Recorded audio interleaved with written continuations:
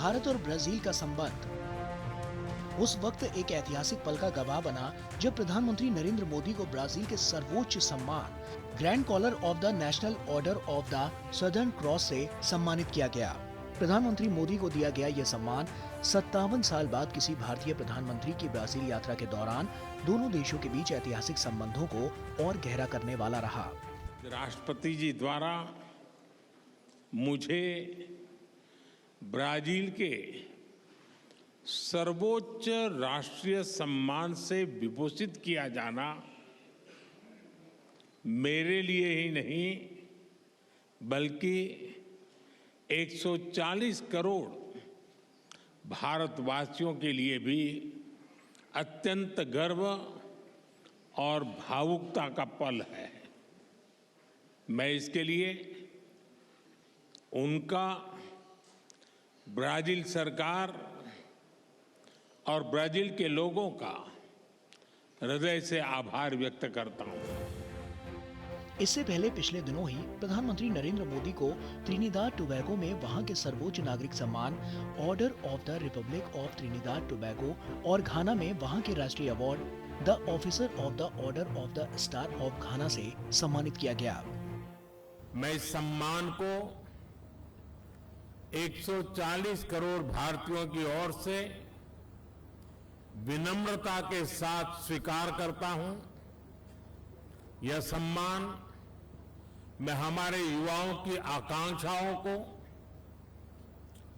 उनके उज्जवल भविष्य को, हमारी समृद्ध सांस्कृतिक विविधता और परंपराओं को और भारत गाना के ऐतिहासिक संबंधों को समर्पित करता हूं। इससे पहले पिछले महीने ही साइप्रस यात्रा के दौरान प्रधानमंत्री नरेंद्र मोदी को राष्ट्रपति निकोस क्रिस्टोडोलिड्स ने grand cross of the Order of Makarios से सम्मानित किया।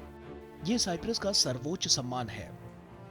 इससे पहले अप्रैल के महीने में भी प्रधानमंत्री नरेंद्र मोदी की श्रीलंका यात्रा के दौरान उन्हें वहां के राष्ट्रपति अनुरा कुमारा दिसानायके ने श्रीलंका मित्र विभूषण सम्मान प्रदान किया था। किसी विदेशी नेता को दिया जाने वाला श्रीलंका का ये सर्वोच्च सम्मान था। इस अवार्ड से किसी भारतीय नेता को पहली बार सम्मानित किया गया था। प्रधानमंत्री को अब तक विदेशों में 26 शीर्ष सम्मान मिल चुके हैं।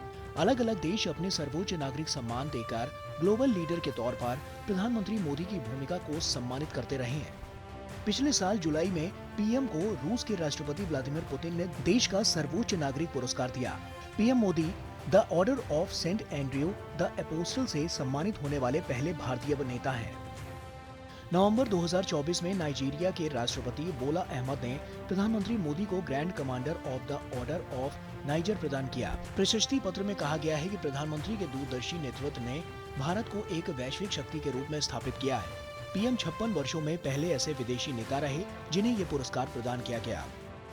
उसी माह गयाना के राष्ट्रपति इरफान अली ने पीएम को देश के सर्वोच्च राष्ट्रीय पुरस्कार द ऑर्डर ऑफ एक्सीलेंस से सम्मानित किया। ये ऑर्डर विकासशील देशों के अधिकारों की रक्षा और वैश्विक समुदाय के लिए असाधारण सेवा के लिए दिया गया। उसी दिन पीएम को डोमिनिका की राष्ट्रपति सिल्वेनी बर्टन ने अपने देश का सर्वोच्च राष्ट्रीय पुरस्कार सौंपा। डोमिनिका अवार्ड ऑफ ऑनर कोविड-19 महामारी के दौरान मदद और रिश्तों की मजबूती में योगदान के लिए दिया गया। दिसंबर 2024 में कुवैत ने प्रधानमंत्री मोदी को अपना सबसे बड़ा राष्ट्रीय पुरस्कार दिया। कुवैत के अमीर मिशाल अल अहमद अल जबर अल सबा ने प्रधानमंत्री को द ऑर्डर ऑफ मुबारक अल कबीर से सम्मानित किया। अब तक चुनिंदा वैश्विक नेताओं को ही ये अवार्ड मिला है। इस साल भी प्रधानमंत्री को ग्लोबल अवार्ड से नवाजे जाने का सिलसिला जारी है। पिछले दिनों बारबाडोस ने प्रधानमंत्री को honorary order of freedom of Barbados दिया। वहां की राष्ट्रपति ने यह पुरस्कार प्रदान किया, जिसे प्रधानमंत्री की ओर से विदेश राज्य मंत्री पवित्रा मार्गरीटा ने प्राप्त किया। इसी वर्ष 12 मार्च को मॉरिशस के राष्ट्रीय दिवस समारोह में प्रधानमंत्री को वहां का सर्वोच्च नागरिक सम्मान मिला। राष्ट्रपति धर्मवीर गोकुल ने प्रधानमंत्री को grand commander of the Order of the star and की ऑफ द इंडियन ओशन प्रदान किया। किसी भारतीय को पहली बार ये सम्मान प्राप्त हुआ है।